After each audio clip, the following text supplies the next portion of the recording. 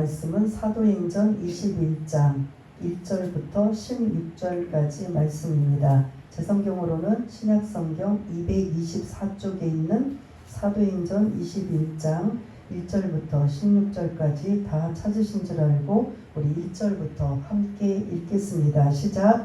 우리가 그들을 작별하고 배를 타고 바로 곳으로 가서 이튿날 로도에 이르러 거기서부터 바다라로 가서 베니게로 건너가는 배를 만나서 타고 가다가 구브로를 바라보고 이를 왼편에 두고 수리아로 항해하여 두로에서 상륙하니 거기서 배의 짐을 풀려 함이러라.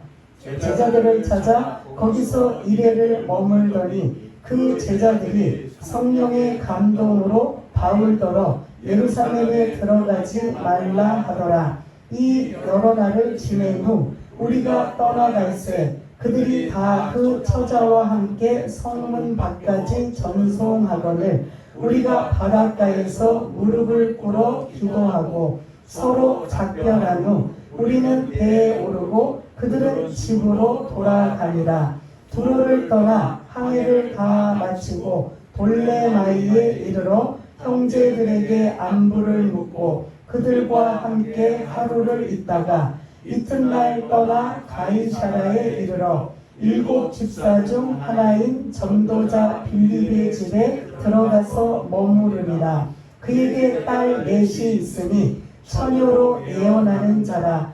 여러 날 머물러 있더니 아가보라 하는 유대로부터 내려와 우리에게 와서 바울의 띠를 가져다가 자기 수족을 잡아내고 말하기를 성령이 말씀하시되 예루살렘에서 유대인들이 이같이 이 띠 인자를 결박하여 이방인의 손에 넘겨주리라 하거늘 우리가 그 말을 듣고 그곳 사람들과 더불어 바울에게 예루살렘으로 올라가지 말라 권하니 바울이 대답하되 여러분이 어찌하여 울어 내 마음을 상하게 하느냐. 나는 주 예수의 이름을 위하여 결박당할 뿐 아니라 예루살렘에서 죽을 것도 각오하였노라 하니 그가 권함을 받지 아니하므로 우리가 주의 뜻대로 이루어지이다 하고 그쳤노라. 이 여러 날 후에 여장을 꾸려 예루살렘으로 올라갈새 가이사라에 몇 제자가 함께 가며 한 오랜 제자 구브로 사람 나손을 데리고 가니 이는 우리가 그의 집에 머물려 함이라. 아멘. 제목은 오직 주의 뜻대로라는 14절에 있는 말씀을 근거로 해서 오늘 함께 말씀을 나누려고 합니다. 오늘 말씀은 주의 뜻대로지만 사실 부제목은 예루살렘으로 가는 길입니다. 1절부터 16절까지 16절에는 이제 15절 드디어 예루살렘에 도착하는 그런 내용 이동 경로가 1절부터 16절까지 이루어지고 있는 걸 볼 수가 있습니다. 예루살렘으로 가는 길 이전에 1차나 2차 때 예루살렘으로 갈 때는 선교 보고도 하며 즐겁고 기쁘고 즐거운 마음으로 예루살렘을 향해 그 먼 길이지만 갔습니다. 이번 3차 전도를 소아시아에서 3차 전도를 마치고 예루살렘으로 가는 길은 이전에 1차와 2차 때는 마음이 완전히 달라요.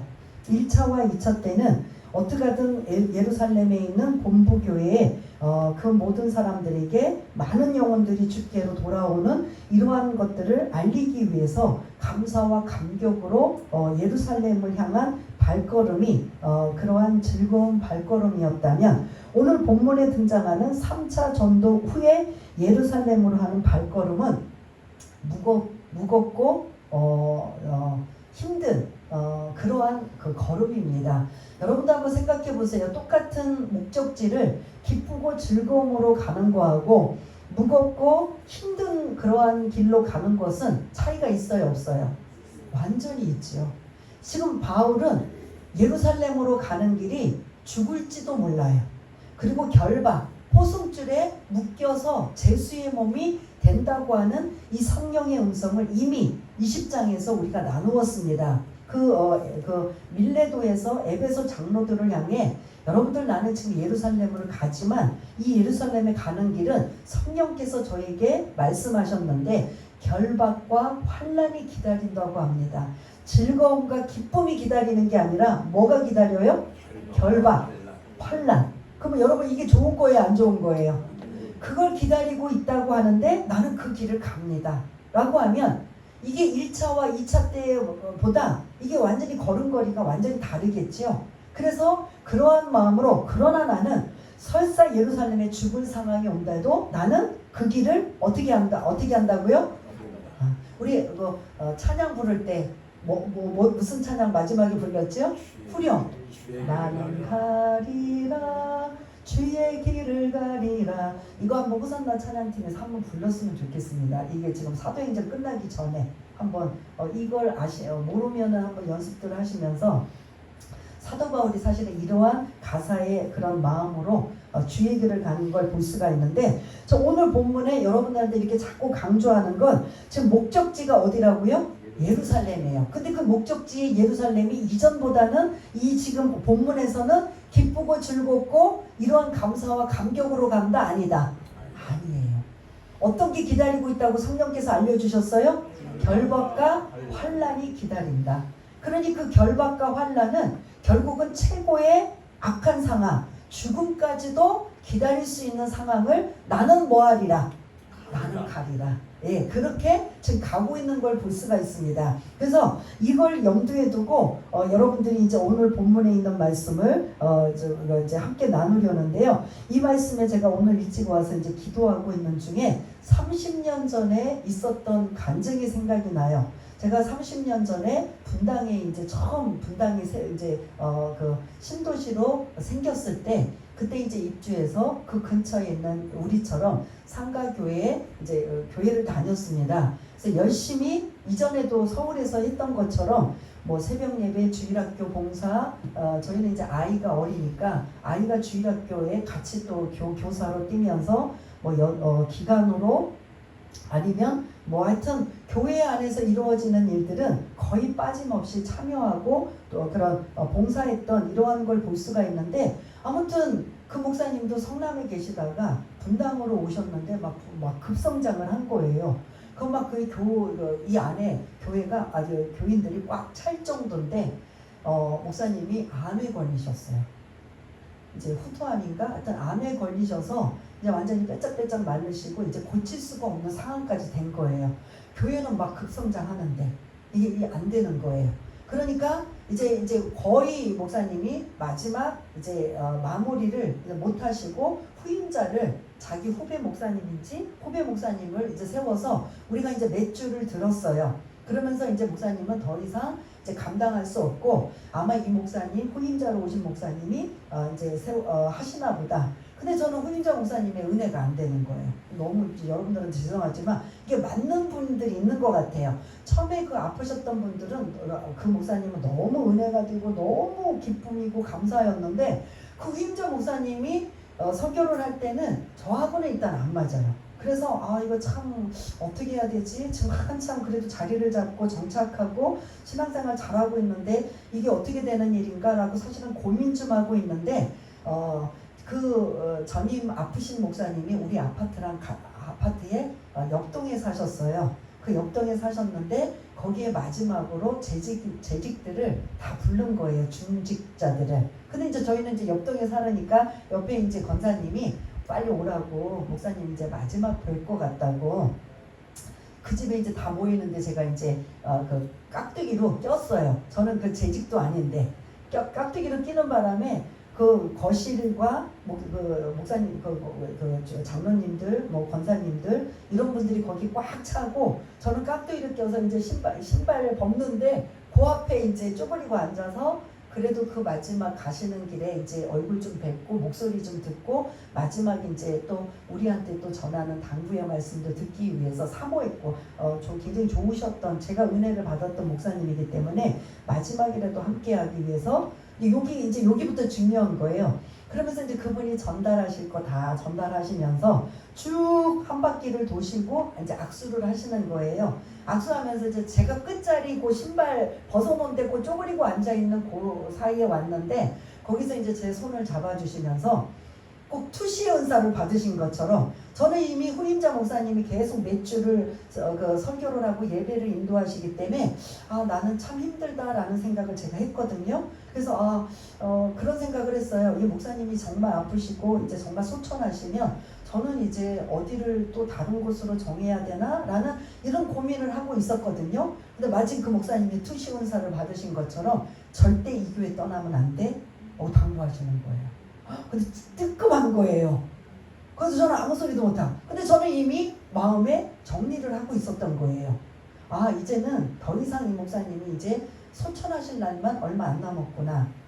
근데 그 목사님이 그 말이 아직도 좀 찔림은 있어요. 근데 그게 잘 못했으니까 찔림이 있지, 잘했으면 찔림이 안 되는 건데, 그런 말씀을 주셨는데 제가 어떤 마음이 드냐면, 하나님이 저에게도 따로 주셨으면 제가 그 안 맞는 상황이어도 내가 좀 어떻게 하든 감당하고 이겨나갈 수 있을 텐데 그런 말씀은 사실은 안 주셨어요. 저도 그 부분에 대해서 더 있고 싶어서 막 고민하고 몸부림치며 하나님 앞에 매달려 기도한 적도 없지만 마음의 이상 일단은 저는 아니었거든요. 그런데 찔림이 그 목사님이 하신 말씀이 자꾸 찔리는 거예요. 그러니까 제가 여러 군데 이제 그러면서 이제 나중에 서울로 이사 오게 되고 교회를 이제 옮기게 된 상황에도 그 마지막 그 유언과도 같은 그 목사님의 말씀이 사실은 지금도 잊혀지질 않아요. 그런데 지금도 다시 그 말씀을 하신다면 나는 아니다라는 생각이, 지금 만약에 다시 말씀하신다면 나는 그 교회에 이제 알아서 정착해야지가 아니라 나는 지금도 아니다라는 생각이 들 정도로 저는 아니었거든요. 그럼 여러분 같으면 어떤 마음이 드실 것 같아요? 계속 있어야 된다, 아니면 그렇게 마음에 목 잡으면 떠나야 된다, 어떨 것 같아요 여러분? 예? 근데 이분은 특별히 그렇게 제 마음 상태를 아시고 투시로 그냥 딱 하셨거든요. 그런 것들이 이제 마음에 남아서 지금 30년 전 이야기도 갑자기 오늘도 기도하면서 이게 하나님의 뜻인가 아닌가, 사실은 그게 제가 절실하게 기도해 본 적은 없어요. 다른 거는 하는데 그때는 제 마음이 이미 뭐한 상태라? 떠난 상태라. 그런데 떠난 상태지만 그래서 제가 이제 어떻게든 그리고 나서 얼마 후에 이제 저희가 서울로 이사를 하게 됐는데 그 후임자 목사님이 저희를 붙들려고 이제 신방까지, 이사 온 신방까지 왔는데 좋았을까요? 안 좋았을까요?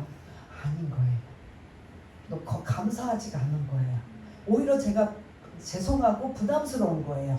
그래서 아무튼 이렇게 저렇게 핑계를 대고 서울에서 그냥 신앙생활 하겠다는 이러한 걸로 죄송합니다, 이렇게 서울까지 오셔서 신방해 주셨는데 죄송합니다 하고 아무튼 여러 가지 이제 이유를 달아서 했는데, 그분한테, 그 후임자 목사님한테는 죄송한 게 아니라 소천하신 목사님한테 지금도 그렇게 한 번씩 이렇게 떠오르면서, 이게 그러니까 여러분들한테 말씀드리는 건 이게 하나님의 뜻인가 아닌가 한번 제대로 깊숙하게 한번 그렇게 절실하게 기도하지 않았다는 거죠. 오늘 제목처럼 하나님의 뜻인지 아닌지 분별해 봐야 되는 이런 것들이 내 마음속에 이렇게 딱 이미 아니다라고 싶으니까 좀 벗어나고 싶은 생각이 들었던 이러한 모습을 볼 수가 있는데요. 그 교회는 그런데 지금 이거 방송 나가면 안 되는데 그 작은 교회지만 아직도 거기에 인권위원장으로 계시는 검사 출신인 그분이 아직도 계셔요. 그분은 안 떠나고 계셔요. 그러니까 그 소천하시기 전에 그 목사님의 은혜를 받고 그분은 그곳에 지금도, 저는 이제 마음에 안 들어서 떠났지만 그 장로님은 아직도 거기에 기둥같이 계셔요. 여러분 이름 되면 이제 사적으로 한번 물어보세요. 이제 방송이라 이제 말씀을 이제 안 드릴 텐데 아무튼 그런 굵직한 거물이 거기에 계셔요. 그럼에도 불구하고 그분은 저보다 믿음이 더 좋으신 거죠. 그래도 그 교회를 함께 지키기 위해서 함께 지금도 꿋꿋하게 그곳에 계시고 있는 걸 볼 수가 있는데, 제가 지금도 저희 집 앞에요. 그 상가가 앞에서 있는 거예요. 그래서 버스 타러 나오면 바로 그 앞에 있는 이런 모습을 볼 수가 있는데, 아무튼 이제 이러한 게 하나님의 뜻이냐 아니냐, 저와 여러분들은 반드시 고민해 봐야 된다라는 거죠. 내 마음이 이미 결정되고 내 마음이 이렇게 됐으니까 나는 이렇게 움직일 거야. 이거는 하나님의 뜻이에요, 아니에요? 이건 누구 뜻이에요? 내 뜻인 거예요. 그래서 저는 이러한 시행착오를 여러분들한테 말씀을 드리면서 정말 힘들지만 어렵지만 반드시 뭐하고 가야 된다? 점검하고 가야 된다. 그래야 저처럼 이렇게 아직도 30년이 지났지만 이런 아쉬움과 이러한 그런 불편함은 없을 것이다라는 말씀을 가지는데, 왜 이 말씀을 드리느냐? 주님의 뜻대로라잖아요. 뭐든지 결정은 내 생각, 내 기분, 내 감정이 아니라 누구 뜻대로 움직여야 돼요? 하나님의 뜻, 주님의 뜻, 예수님의 뜻대로 움직여야 된다라는 거죠. 그래서 여러분 1절부터 띄워주시면 이제 배를 타고 가는 이런 여정에 어디가 등장하냐? 고수 보이시죠?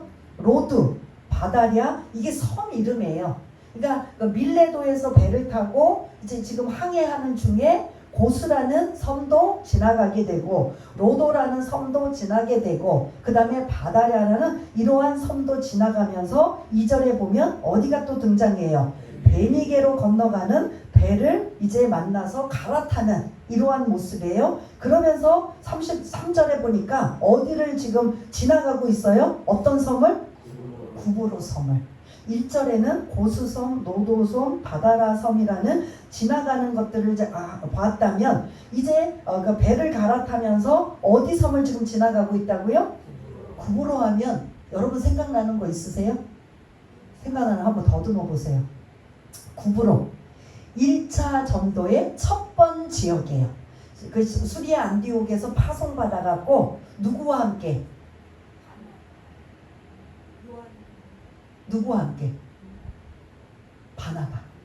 위로의 사람, 격려의 사람, 아주 그런 이름에 걸맞게 믿음이 좋은 이러한 합평의 사람 바나바와 함께 첫 번째 선교지, 그것도 바나바의 고향인 구브로라는 섬에서 지금 1차 첫 그 선교지의 첫 섬이에요. 거기 근데 누가 같이 따라갔어요? 마가요한. 예, 바나바의 조카 마가요한을 데리고 가는 바람에 이제 뭐가 됐어요? 마가가 도중하차하는 바람에 다시 2차 때는 바울과 함께 갔어요, 안 갔어요? 마가 문제 때문에, 조카 문제 때문에 이제 싸우는 바람에 흩어져서 너는 너대로 나는 나대로 해서 바울과 실라와 함께 이제 2차를 했던 이러한 것인데, 그래도 시간이 많이 지나고 구브로 섬을 지금 이렇게 보면서 지나가고 있는 이 여정에 바울의 생각은 어떻을 것 같아요? 어떤 생각은 들겠죠? 첫 번째 선교지, 그리고 그곳에 바나바와 함께 했던 좋은 추억들, 비록 조카 마가 때문에 어긋나고 트러블이 생겼지만 그곳에서 첫 번째 그런 열정을 가지고 복음을 전했던, 그러면서 그 구브로뿐만 아니라 구브로에 아직도 사역하고 있는 누구도 떠올랐을까요? 바나바는 이 자기 고향에서 사역을 목회하고 있거든요. 그러한 곳이기 때문에 지금 배를 타고 구브로 섬을 지금 지나가면서 이러한 것들을 생각하며 3절 지금 띄워주시면 건너가는 3절 구브로를 바라보고 이를 외편에 두고 수리아로 항해하여 어디에 상륙했다고요? 두로입니다. 그래서 오늘은 크게 두 가지, 지금 계속 이제 이동 과정인데 두로라는 곳, 그 다음에 가이샤라라는 지중해 항구, 이러한 곳을 두 군데에 있는 이러한 지역을 말씀드리려고 합니다. 그래서 3절부터 6절까지는 두로에서 있었던 일이에요. 이제 배를 두로에서 정박해요. 정박하고 이곳에서 며칠 동안 머문다?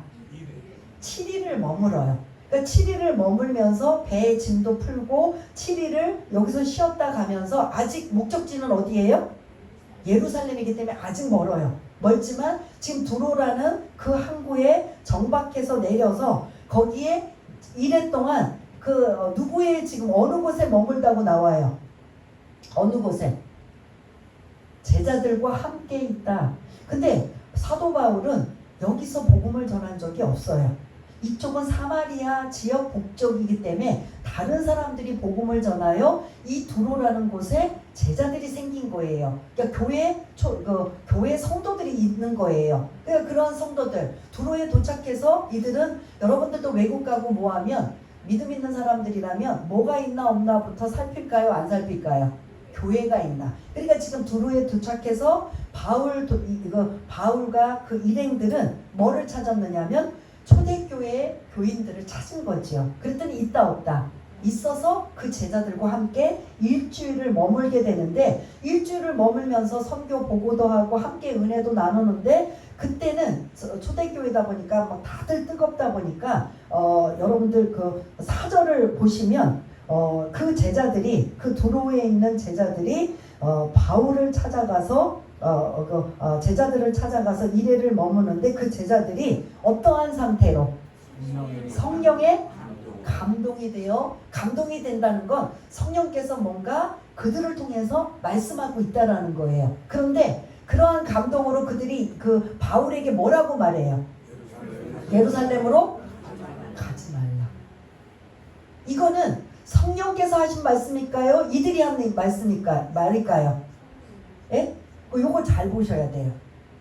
뭔가 지금 이 제자들이 환상을 보거나 뭔가 지금 알아차렸어요. 그러면 성령은 이 사람이 똑같은 상황을 하나님이 역사하시려면 이 사람이 본 것 거의 똑같이 이루어져요. 그럼 바울이 이미 먼저 봤어요. 너는 예루살렘으로 가면 어떤 일이 일어날 것이다? 결박과 환란이 일어날 것이다. 그러면 두로에 있는 이 제자들도 성령으로 감동이 되어 이런 것들을 보게 됐다는 거죠. 그러면 제자들의 입장에서는 예루살렘에 가는 길에 이런 일이 생기면 좋아요, 나빠요? 그러니 이들이 바울에게 뭐라고 말하겠어요? 가지 마세요. 그러면 지금 잘 보세요. 가지 마세요는 성령께서 시켜서 한 말일까요? 자기네들이 그 예루살렘에 심상치 않은 일이 생길 거니까 가지 말라고 한 걸까요? 이건 자기가 한 말이에요? 성령께서 하신 말이에요? 요걸 잘 보라는 거예요. 뭔가 예루살렘에 가면 안 좋은 일이 생길 것 같은 건 환상이든 예언이든 들었단 말이에요. 봤단 말이에요. 그런데 그거를 말로 할 때는 바울 사도에게 뭐 하지 말라? 예루살렘으로 가지 마세요. 이건 자기 생각이에요? 성령의 생각이에요? 이건 자기 생각이에요. 그래서 우리들은 항상 조심할 게 뭐냐면, 뭔가 환상을 보거나 어떤 예언을 들었거나 하면은 그것 가지고 내 생각으로 이제 해석을 하게 된다는 거예요. 그러니까 바울 사도가 그 예루살렘에 가면 안 좋은 일이 생기니까, 그럼 우리는 자동적으로 안 좋은 일이 생기면 굳이 거기를 어떻게 해야 돼요? 갈 일이 없는 거죠. 그러니 가지 마십시오. 그러니까 뭔가 보거나 들었던 거를 지금 나오지는 않지만 이들이 성령의 감동으로 깨달았기 때문에 바울 사도를 붙드는 거예요. 뭐 하지 마십시오. 그러니까 이 두 가지가 지금 함께 있는 거예요. 성령께서 뭔가 결박이라는 이러한 것들을 깨닫게 해주셨어요. 그리고 자기들 생각으로 가지 마십시오. 그러면 성령의 생각과 자기 생각이 함께 있는 거예요, 없는 거예요? 우리는 항상 이렇게 나간다는 거죠. 이게 지금 두로에서 있었던 일이에요. 그러면 바울은 이미 두로아라는 곳에서 제자들이 배를 타고 아소로 가는 길에 본인은 걸어갔다고 했던 거 기억나세요? 걸어가면서 이 길을 묵상을 한 거예요. 하나님, 제가 예루살렘으로 가면 결박을 당하고 환난을 당한다고 하는데 제가 이 길을 감당할 수 있는 길을 달라, 아니면 힘을 달라, 뭐 여러 가지로 묵상을 했을 거예요. 이미 그는 정리가 돼 있어요. 예루살렘이 기쁨과 즐거움과 감사로 들어가는 길이 아니라 결박과 환난이기 때문에 더 심하면 어떤 길일 수 있다? 죽음의 길일 수 있다는 걸 지금 마음의 다짐을 지금 하고 있는데, 여기 두로에서 또 이 소리를 하니까 바울 사도 입장에서 어떨 것 같아요? 이게 맞구나. 확인 작업할 수 있는 거예요. 이게 나만 성령께서 주신 게 아니라 이들에게도 성령의 감동으로 주셨구나.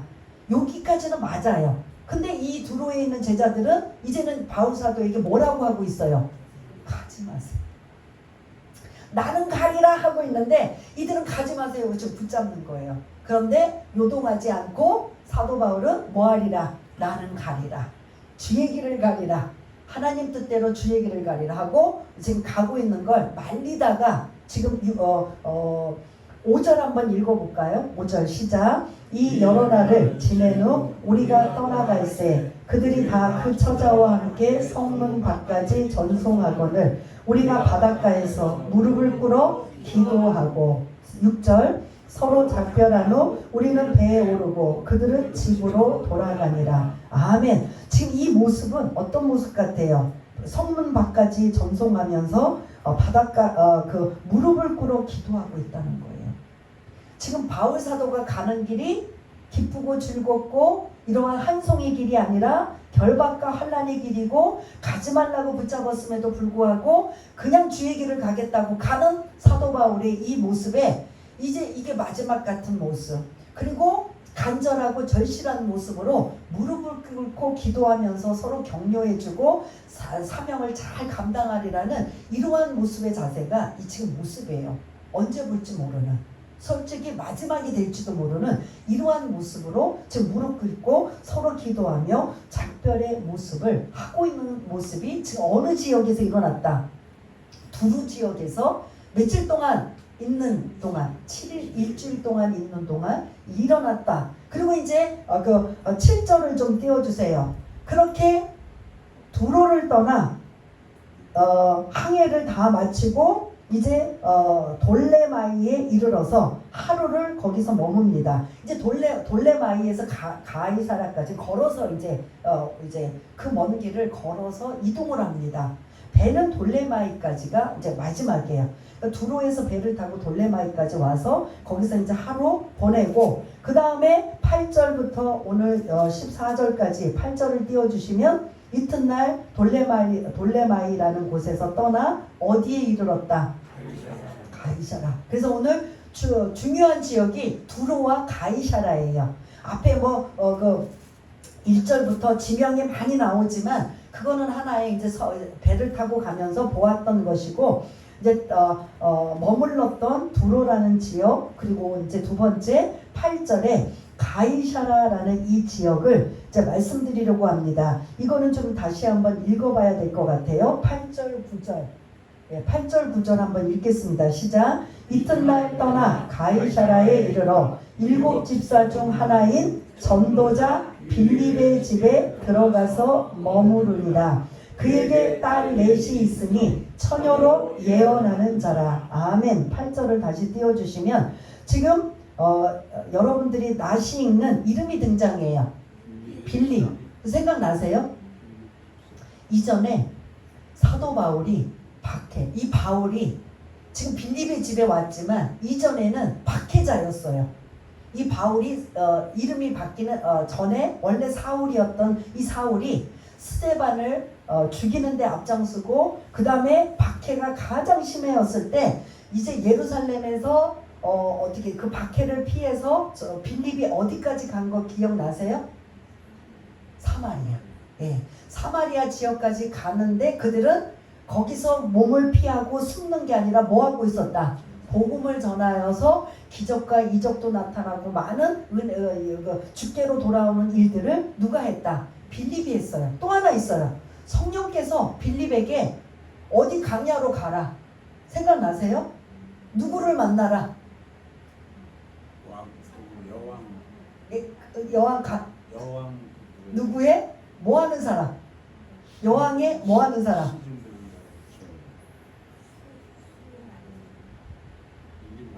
왕 옆에 항상 그림자처럼 따라다니는 사람 누구죠? 우리나라에서도?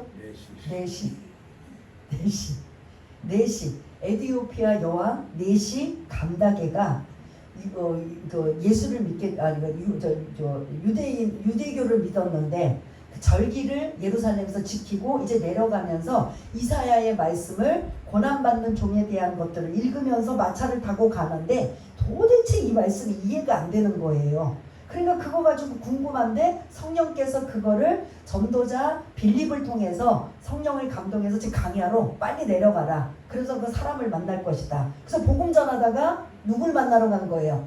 이 감다게 네시를 만나러 갔는데 마침 마차를 타고 이사야에 있는 말씀, 고난받는 그 예수님에 대한 말씀을 그분이 예수님인지 누군지도 모르지만은 도대체 이 내용이 무엇일까라고 궁금해하면서 계속 마차를 타고 가는데 성령께서 전도자 빌립을 그곳에 보내어서 그 설명을 알게 해서 그분이 누구시다? 예수님이고 메시아라는 걸 알리고 거기서 예수를 믿고 복음을 전해서 예수 믿고 거기 이제 세례를 받게 하는 이런 자가 누구였다? 이 빌립이었어요. 그러면 빌립은 사울하면 어떤 자로만 알고 있을까요? 박해자로만 알고 있었는데 지금 이게 십몇 년이 지난 후에 지금 이 가이사라에 누구 이제 완전히 박해자 사울이 아니라 전도자 누구로 온 거예요? 바울로 지금 와서 지금 빌립을 만나고 있는 거예요. 얼마나 감개무량하겠습니까? 그러니 옛날에 그 박해받았던 스데반이 순교를 당했던 이런 것들을 서로 할 얘기가 얼마나 많겠어요. 그런데 지금 사마리아에서 복음을 전했던 그는 가이사라라는 이 지역에서 목회자가 된 거예요. 여기서 지금 빌립이. 근데 사실은 여기 지금 8절에 보면 빌립을 앞에 뭐라고 붙였어요? 수식어, 직분. 전도자는 맞아요. 그 전에, 그 앞에 거. 그 집사라고는 성경에 안 나와요. 헬라어 원어에는 안 나와요. 그냥 12명의 사도를 통해서 초대교회가 생겨나고 그 다음에 그들이 말씀과 기도에 전무해야 되는데 구제에 빠지다 보니까 말씀의 기도가 빠지다 보니까 베드로가 그 성령 그 구제하는 사람 믿음과 은혜와 성령이 충만한 사람 몇 명을 7명을 뽑은 자 중에 누가 있었다. 빌립이 있었고 그 순교한 스데반도 있었던 그러한 중에 그래서 원래는 사실은 여기서도 성경에서도 그냥 집사라고 하는데 사실은 그런 집사의 의미는 아니에요. 엄밀히 말하면 목회자고 전도자라 이 전도자가 아예 그 걸맞는 그런 빌립의 표현이라고 봅니다. 왜냐하면 헬라어 언어 성경에는 집사라는 단어는 안 나온다라는 소리예요. 7명의 믿음의 일꾼은 뽑았지만 그들이 집사는 아니었다. 근데 지금 왜 자꾸 집사라고 제가 그걸 아니라고 하면 우리처럼 집사라고 생각을 하니까 그런 거예요. 그런 부분은 아니다라는 걸 좀 하시고 아무튼 지금 전도자 빌립이 사울이 핍박할 때 사마리아에 와서 복음을 전했던 일들 그리고 에디오피아 내시 감다게에 복음을 전하여 예수 믿게 한 것 이러한 사람이 누구다? 빌립이었다. 근데 이제 9절로 넘겨주시면 이제 이 빌립이 목회를 하는데 자녀가 나와요. 자녀가 지금 뭐가 나와요? 딸 4명이 다 뭐다? 처녀다. 근데 그 처녀가 뭐하는 자들이다? 예언하는 자다. 4명의 처녀가 예언하는 자다. 그때는 이제 예언은 하나님의 말씀을 미리 알려주기도 하지만 사실은 설교자라고도 볼 수가 있어요. 그러니까 이 빌립의 집안에는 다 하나님 앞에 쓰임 받는 사람이라고 볼 수 있는 거죠. 아마 아버지가 목회자고 전도자고 거기서 자리를 잡고 있으니까 이 딸 4명도 지금으로 말하면 처녀 목사들이에요. 처녀 목사들이 목회를 이제 함께 아버지와 함께 아마 동역하는지 아니면 따로 하는지 하는 이러한 자들도 지금 뭐라고 나와요? 이들의 그런 그 역할이 하나님께서 쓰시는 역할이 예언하는 자다. 그러면 지금 바울이 예루살렘에 가는 길에 계속 성령의 감동으로 예언을 지금 듣고 있는 거예요. 그러면 여기서 언급이 여기서 딱 잘려 있어요. 잘려 있지만 분명히 바울에 대한 이야기를 했을까요? 안 했을까요? 거의 했다고 추정이 됩니다. 요거 이제 궁금하시면 천국에 가서 바울 사도한테 한번 물어보세요. 야 빌립 한번 물어보세요. 기억나셨다가 분명히 그건 있는데 자르고 그 다음이 중요해서 나오는 거예요. 10절을 지금 보시면 10절 한번 읽어보겠습니다. 시작. 여러 날 머물러 있더니 아가보라 하는 한 선지자가 유대로부터 내려와. 아멘. 지금 여러 날 어디에 지금 머물고 있어요? 가이사라 누구 집에? 빌립의 집에 지금 머물고 있어요. 머물고 있는데 누가 지금 왔어요? 아가보라고 하는 유대에서, 그러니까 다른 말로 예루살렘에서 온 거예요. 지금 바울은 어디로 가려고 한 거예요? 예루살렘으로 가려고 하는데 예루살렘에서 아가보라는 선지자 예언자가 지금 바울 선생님, 바울 사도에게 온 거예요. 뭔가 온 거는 이유가 있다 없다. 좀 가려고 하는데 거기서 사람이 온 거예요. 근데 뭔가 지금 이 사람 나누기 전에 아가보 하면 또 떠오르는 게 사도행전 11장 여러분들 슬쩍 나왔기 때문에 잊어버릴 수도 있는데 예루살렘에 큰 흉년이 생길 거라는 걸 이 사람이 예언했던 사람이에요. 그러니까 이 사람은 진짜 그리고 실제로 그 예루살렘에 흉년이 들어서 굉장히 기근과 어려움을 겪었던 이러한 것을 볼 수가 있는데 하나님의 말씀을 대언하는 아가보가 예루살렘에서 뭐가 심상치 않으니까 지금 바울 사도가 가이사랴에 있다라는 걸 들고 지금 온 거예요. 와서 지금 그 아가보라는 이 선지자가 퍼포먼스, 행동으로 예언을 보여줘요. 11절 조금 내용이 길지만 어떤 지금 예언을 하고 있나. 한번 이제 아가보가 예루살렘에서 지금 가이사라 바울 사도가 있는 곳에 와서 바울 사도가 어떤 일이 일어날 것이라는 걸 지금 이제 그 알려주는 행동으로 보여주는 예언이에요. 시작. 우리에게로 와서 바울의 띠를 가져다가 자기 수족을 잡아매고 말하기를 성령이 말씀하시되 예루살렘에서 유대인들이 이같이 이 띠 임자를 결박하여 이방인의 손에 넘겨주리라 하거늘. 아멘. 지금 바울이 이미 마음의 각오를 했던 게 지금 나와요, 안 나와요? 그 다음에 두로에서도 똑같지만 않지만 예루살렘을 가지 못하게 한 내용도 거의 비슷해요, 안 비슷해요? 그런데 이거를 지금 아가보라는 예언자, 선지자가 예루살렘에서 기다려도 되는데 직접 와서 뭐 하기 위해? 예루살렘에 가지 못하게 하기 위해 지금 바울 사도의 허리춤에 있는 그 끈을, 띠를, 바울 사도의 그 띠예요. 그거를 가지고 아가보가 자기 손발을 자기 묶고 있는 거예요. 예루살렘에 가면 바울 사도는 어떤 모습이 될 것이다? 이런 모습이 될 것이다. 그러니 뭐하라? 이것도 지금 누구 생각이에요? 예루살렘에 가지 말라, 올라가지 말라는 거는 성령께서 하신 말씀이에요? 아가보가 한 생각이에요? 성령께서 주신 말씀은 어디까지예요? 11절에 보면 어디까지예요? 아가보에게 성령께서 주신 거는 결박한 상태를 보여주신 거예요. 요거 그리고 올라가지 말라는 성령께서 주신 거예요? 아가보의 생각이에요? 그럼 아까 두로나 아가보나 좀 다 똑같아요, 안 해요? 그러니까 하나님의 예언도 있지만 자기 생각도 있다 없다. 그러면 요때 하나님의 뜻이 어떤지 분별해야 된다 안 된다. 이게 우리도 신앙생활하면서 여러분들이 정말 기도하시다가 아니면 은혜 받으시다가 이러한 상황이 오면 어떤 쪽에 우리가 빠질까? 성령의 생각으로 우리가 계속 나갈 것인가? 내 생각으로 제한해서 삼천포로 빠질 것인가? 이런 삶이 우리들의 신앙생활에도 있다라는 겁니다. 저는 사실은 많아요. 목회하다 보니까 더 많아요. 엎드려서 기도하고 받은 말씀 있어요. 근데 그 받은 말씀 가지고 삼천포로 갈 때도 있고 아니면 바로 갈 때도 있어요.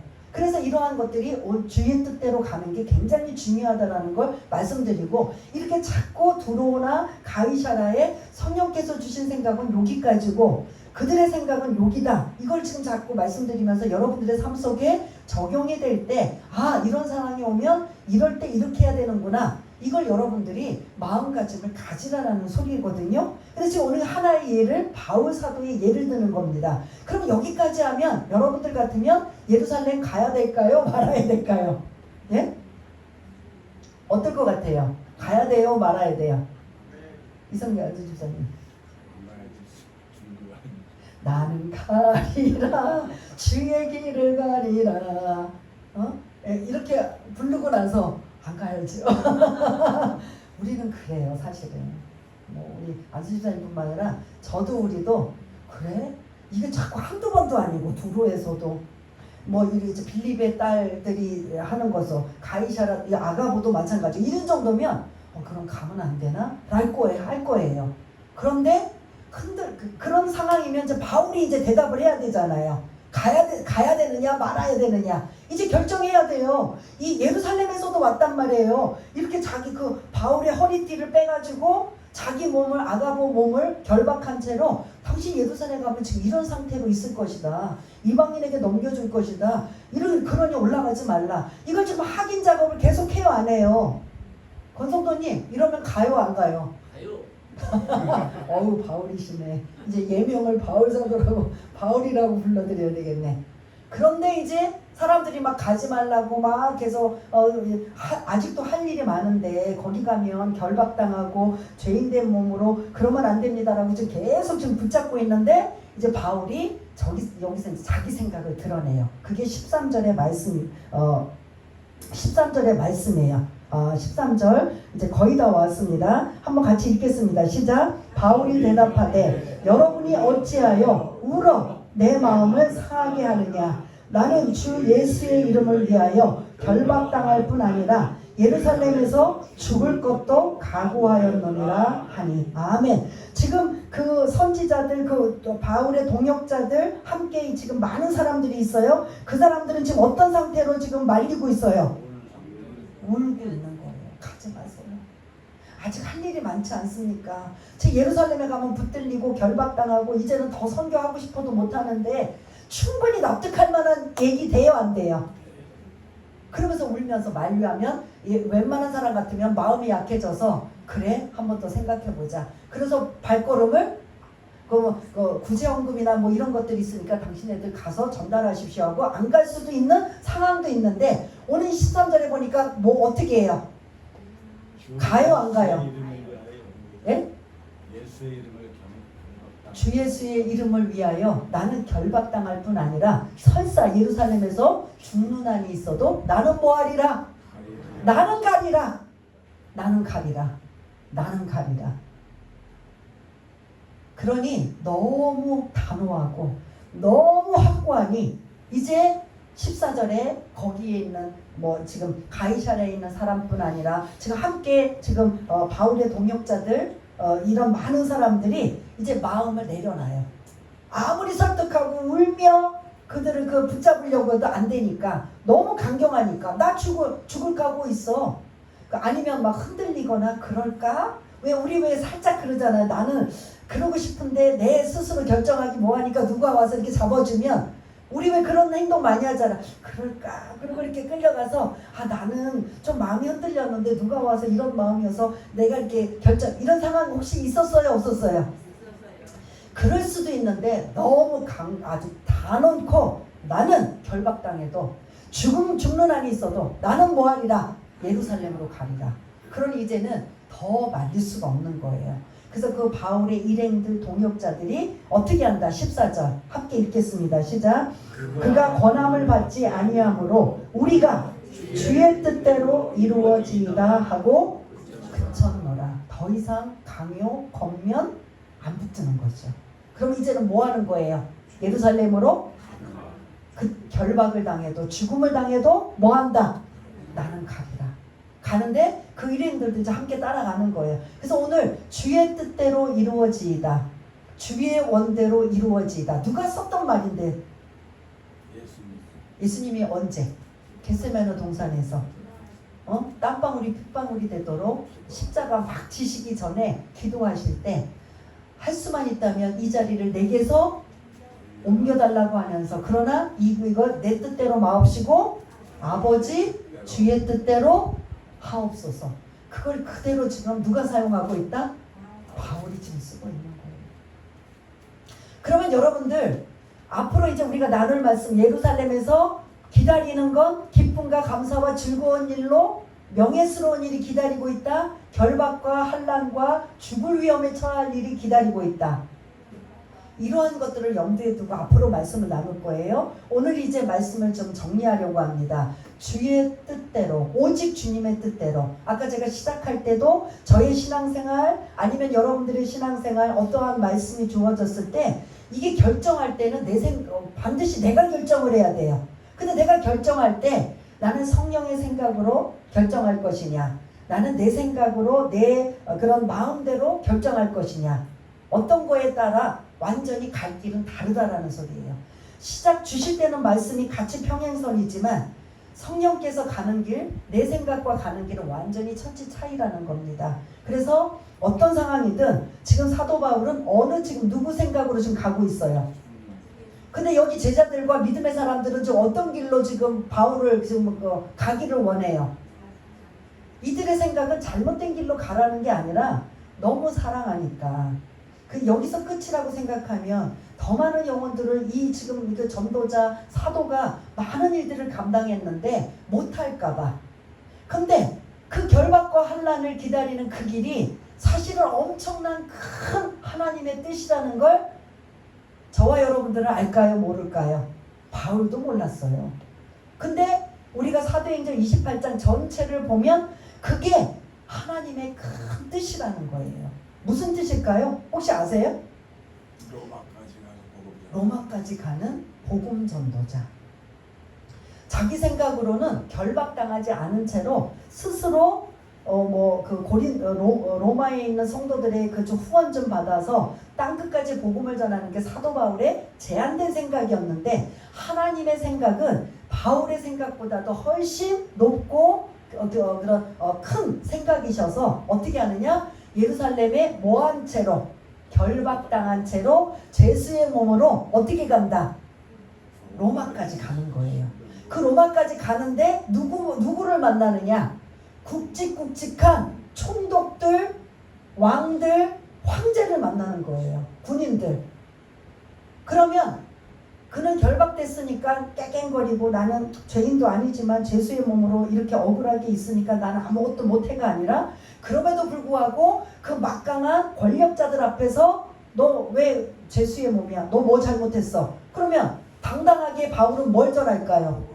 난 복음 전하다가 잡혔어. 그 복음이 어떤 건지 알아? 예수 믿으면 구원받는 거야. 그러면 그들이 듣고 받아들이는 사람도 있고 받아들이지 않는 사람도 있을 때 계속 바울은 뭐만 계속 강조하고 있어요. 복음 전하는 거예요. 하나님의 뜻은 그러한 높은 뜻이 있는 거예요. 두 번째, 그래서 그게 사도 바울이 개인적으로 로마까지 다시 가려면 엄청난 경비와 이런 것들이 필요한데 뭐 하고 있다? 돈 하나 안 들이고 안전하게. 두 번째는 유대인들이 이제는 바울 사도를 죽이려고 곳곳에 매복을 하든지 잠복을 하든지 할 정도예요. 그래서 언제 죽을지도 몰라요. 근데 하나님은 오히려 그거를 뭘로 보호해 주셔요? 군인들이 지켜줘요. 로마 군인들이. 하나님의 뜻은 이러한 뜻인 거예요.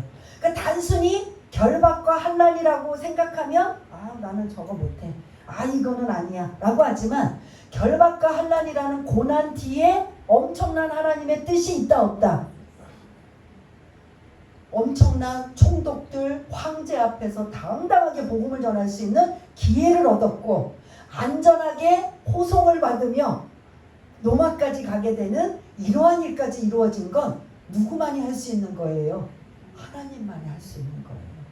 그래서 우리가 당장 그 어떤 막막하고 답답한 거, 저도 많이 시행착오를 했기 때문에, 경험했기 때문에 이런 거 내 생각으로 막 그냥 그 소설을 쓰면 잘못된 길이 너무 많아요. 그러나 우리가 오늘 이 말씀, 결박과 환난이 나를 기다린다 할지라도 내가 복음 전하는 일에 사명을 감당했다면, 바울은 이 길이 마지막 죽는 순간까지 뭐 하다가 죽는다? 복음 전하다 죽는 거예요.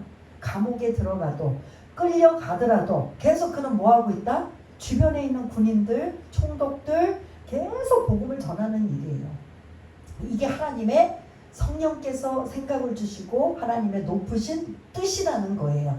그래서 우리가 주기도문, 우리가 오늘 오전에 그 예배 시작할 때도 읽은 것처럼, 우리 함께한 것처럼, 아버지 뜻이 하늘에서와 같이 모두 이루어지게 땅에서도 이루어지게.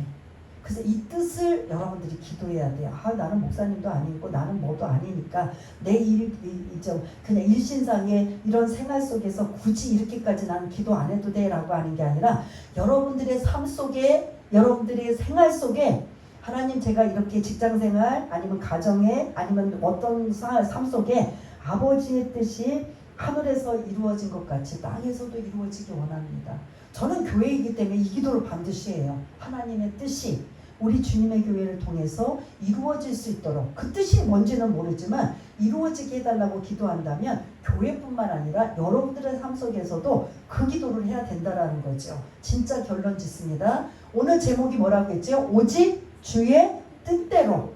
그래서 여러분들이 항상 이 두 가지의 생각에서, 여러분들이 이제 예수 믿고 구원받았기 때문에 두 가지 생각에서 공존해요. 세상 사람, 안 믿는 사람들은 딱 한 가지 생각이에요. 무슨 생각? 내 뜻, 내 생각, 내 마음대로 하면 돼요. 근데 예수 믿고 나니까 이제는 또 한 분이 내 안에 지금 자리 잡고 계셔요. 그러니까 이제는 두 가지의 마음이에요. 내 마음과 또 어떤 마음? 성령의 마음이 계속 공존해요. 근데 항상 내가 이걸 훈련해야 돼요. 성령의 생각으로 결정할 것인가, 내 생각으로 결정할 것인가. 계속 내 생각으로 결정하면 세상 사람하고 똑같아요, 달라요? 똑같은 거예요. 이제 여러분들은 예수 안에 들어오셔서 구원받은, 그래서 성령이 자꾸 여러분들한테 생각을 주실 때 그 생각을 제한하지 마시고 그 생각을 자꾸 시행착오하더라도 믿고 따르고 의지하면 반드시 하나님의 우리가 생각하지 못한 엄청난 뜻이 있다 없다. 그 주의 뜻이 있음을 여러분 잊지 마시길 바라겠습니다. 그 주의 뜻을 분별하기 위해 날마다 우리가 신앙생활하면서 훈련되어져야 돼요. 나는 뭐 개인적으로 예언이나 말씀이나 직접적으로 없는데요. 그럼 말씀을 통해서 말씀이 막 떠오르는 거예요. 항상 기뻐하라. 쉬지 말고 기도하라. 범사에 감사하라. 이건 그리스도의 향한 너희들의 뭐다? 뜻입니다. 가장 우리가 항상 기뻐하라. 근데 지금 무슨 일로 기뻐해요? 지금 속상하고 힘든 일만 있는데? 그러면 성령의 생각이에요? 내 생각이에요? 그럼에도 불구하고 힘들고 어려운데도 뭐하고 있다? 항상 기뻐하며 범사에 감사하며 감사의 조건이 넘쳐난다? 안 넘쳐난다? 지금은 내 생각이니까 기분 나빠. 속상해. 근심과 염려와 걱정으로 가득해. 그런데 내가 어떻게 기뻐하고 감사해요? 이건 내 생각이에요. 근데 오늘 말씀처럼 환난과 결박은 눈에 띄는 안 좋은 모습이지만 그 너머에 하나님의 엄청난 하나님의 일하심은 엄청나요? 안 해요? 로마 군인의 호송하에 엘리트들은 다 만나. 말만 눈으로 보기엔 죄수의 몸이지만 그 죄수의 몸을 빼고 나면 엄청난 권력자들을 만나고 안전하게 로마까지 가게 되는 엄청난 일이 하나님의 뜻이라면 저와 여러분들이 이렇게 분별되고 이렇게 신앙생활하다가 성령의 생각 하나님의 뜻대로 나아가다가 이 땅에서 여러분들도 하나님 앞에 믿음으로 이기고 승리하는 저와 여러분 모두가 다 되시기를 바라겠습니다. 우리 한번 이 말씀을 생각하면서 내가 지금까지 내 마음대로 내 뜻대로 생각했다면 말씀을 기준으로 또 개인적으로 주신 말씀 성령의 생각으로 훈련받고 그렇게 살기 원합니다. 그게 완전하고 그게 가장 시간이 지나도 문제가 생기지 않고 가장 좋은 방법이라면 나도 그렇게 주의 뜻대로 살기 원합니다 라는 마음을 가지고 한번 결심과 다짐으로 한번 기도하는 시간을 갖겠습니다. 할렐루야. 사랑이 많으신 하나님 아버지, 사도 바울이 예루살렘으로 가는 길은 정말 아버지 하나님이 험하고 아버지 편치 않고 힘든 그 길을 갑니다. 그는 이미 성령께서 깨닫게 해주셔서 결박과 환난을 기다리고 있는 그 길, 두로에서도 가이사라에서도 이미 유대에서 아가보라는 선지자까지 와서 결박당하는 그 모습을 그대로 보여주며 그러니 가지 말라, 올라가지 말라. 그럼에도 불구하고 나는 가리라, 나는 주의 길을 가리라. 사도 바울이 단호하게 나는 결박당하고 죽는 일에 처한달지라도 그 길을 가리라고 했던 그 단호함이 이제 모든 동역자들이 이제는 완전히 그가 가는 길에 오히려 아버지는 주의 뜻대로 이루어지리다라고 했던 그 말씀이 우리의 삶 속에 적용되어 아버지 하나님 지금도 우리는 여전히 내 생각 내 방법대로 살아가고 있는가, 아니면 내 모든 삶의 문제를 성령님께 의지하며 의탁하며 나가고 있는가. 다시 한번 우리가 훈련받아 성령의 생각으로 나아갈 때 길을 예비해 주시고 빨간불이 생기면 멈춰, 파란불이 있으면 진행해 하는 이러한 성령의 생각을 내가 무시하고 빨간불에는 달려가고 파란불에는 멈춰있는 어리석은 자가 우리가 되는지는 아는지 다시 한번 살펴보아 오늘도 이 주의 뜻대로 이루어지리다라는 주의 뜻대로라는 이 말씀대로 나아갈 수 있는 우리 모두가 될 수 있도록 주님 도와주옵소서. 하나님 아버지 감사합니다. 우리가 예수 믿기 전에는 내 마음대로 내가 결정하고 내가 판단했지만 이제 예수 믿고 나서 성령이 우리 안에 계시기 때문에 성령님의 생각을 우리가 자꾸 찾아내고 발견하고 또한 깨달아져서 그 성령님의 완벽한 방법으로 승리의 계가를 올릴 수 있는 귀하고 복된 분들 우리 모두가 될 수 있도록 성령님 이 말씀이 기억나고 생각나서 날마다 승리의 계가를 올릴 수 있도록 주님 도와주옵소서. 모든 것 감사드리오며 사랑이 많으신 예수님 이름으로 기도드리옵나이다. 아멘.